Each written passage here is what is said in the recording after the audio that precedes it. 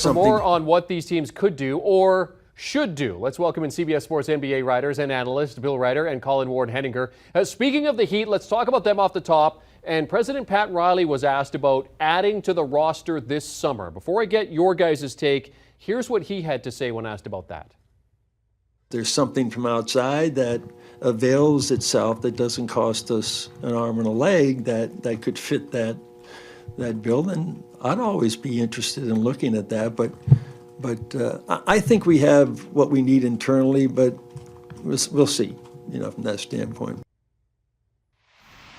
Certainly a Heat, one of those teams that were close to making that leap. Bill, who would be the best free agent move or best offseason target for the Heat?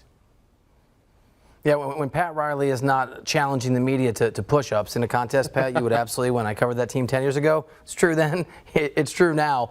I mean, this is an organization that has championship aspirations today, right now. Pat Riley burns more than as much as any competitor in the sport to win more championships and to get a championship post-LeBron James. It is a motivating factor. It's talked about in that organization. So sure, they'll go out there and they'll try to find guys with high upside. They felt good about Kyle Lowry, didn't quite work out. They felt it was worth the risk on Victor Oladipo. To a degree, it did work out, and Oladipo's going to probably be expensive and maybe be somewhere else. So I think you're going to see that organization, guys, and just talking to folks within and outside of it, who are going to kick the tires on some big game hunting. Can they go get Joel Embiid? Of course not, but that is their dream scenario.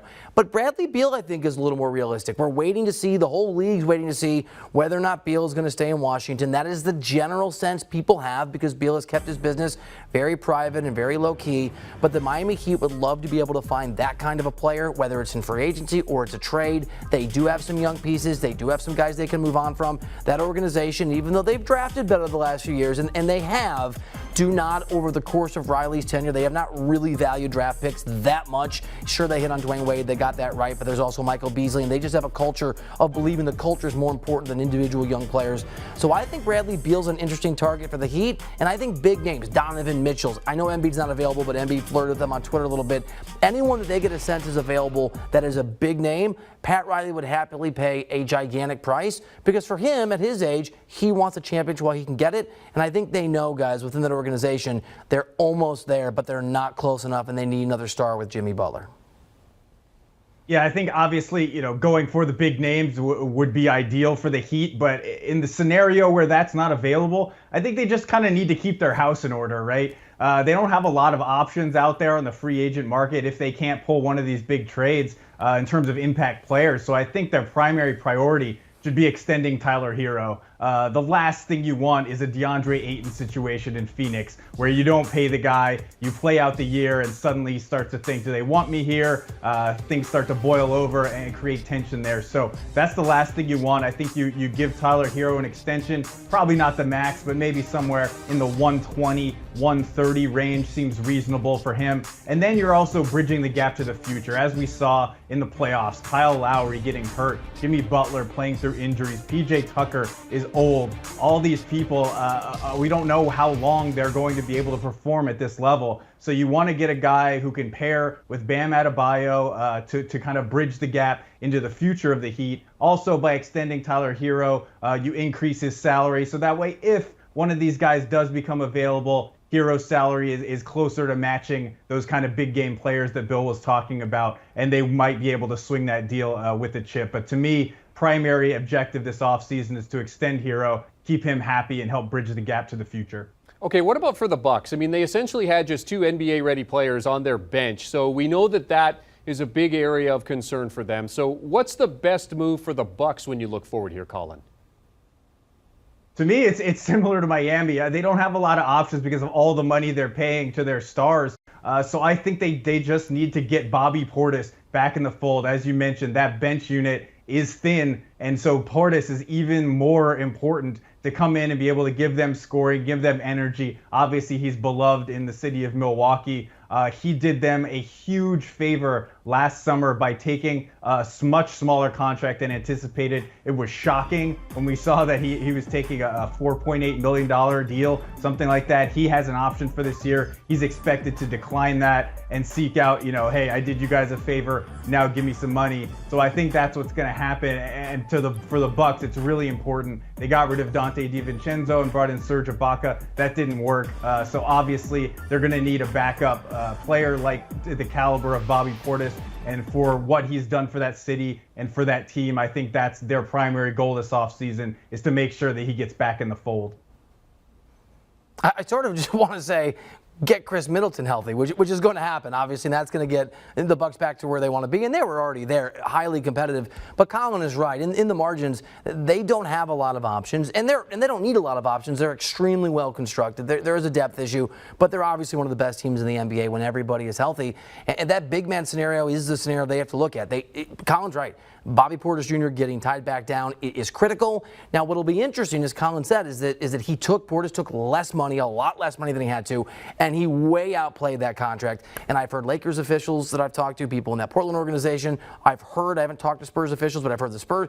Everybody's interested. And it depends on the number, but Portis has played himself back into a guy who can be valuable to a team that has some aspirations.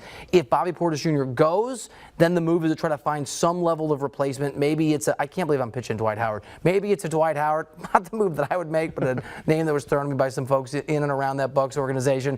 But Colin's right. We don't know, I don't know, whether Bobby Portis Jr. wants to take another massive salary pay cut in order to be in Milwaukee, but he seems happy there. He's a hard guy to read, even from people who know him and talk to him on a day-to-day basis. He's beloved in that city. They can be NBA champions. And so the Portis question, A, is the most important, and B, if that's the most important question in your organization, you're in really good shape. And to Colin's point with the Heat, I mean, you don't really have a lot of room to maneuver, so you've got to make sure that you're shoring up well, which you have, if you look to keep contending for a title. The Mavericks went as far as Luka Doncic could take them on his own this past season. A great season for the franchise, but now they know what's limiting them in terms of being able to take that next step. So what do the Mavericks do this offseason in terms of additions, Bill? Yeah, they need another star. And with all respect, or maybe it's not respect to Jalen Brunson, I'm not paying that guy. I just don't think it fits. We saw it doesn't fit with Luka Doncic. This comes down to what Zach LaVine wants to do, right? And what his goals are and where he wants to be. And it's not Chicago, which is where he's at, and they built around him. And it's not the West Coast, obviously, where he's from. But I think that we're going to find that Luka Doncic is a huge draw for players. And if he is available, and if he makes himself available, if I'm Dallas, that is the person, outside of Bradley Beal. Bradley Beal certainly would fit, or Donovan Mitchell, who's not available, you'd have to trade for. That is the guy that I want. And I personally think that he's a guy who, when he's not playing on one leg, when he's healthy, can be an extraordinary difference maker as a second best player on a would-be championship team. And we know the Mavericks are that because we saw what they did in that run of the conference finals. So for me, if I'm Dallas, if I'm Mark Cuban, if I'm that organization, I want to go get someone who can score the basketball, who can help my team and help my superstar take a little bit of the load off, and that's Zach LaVine for me.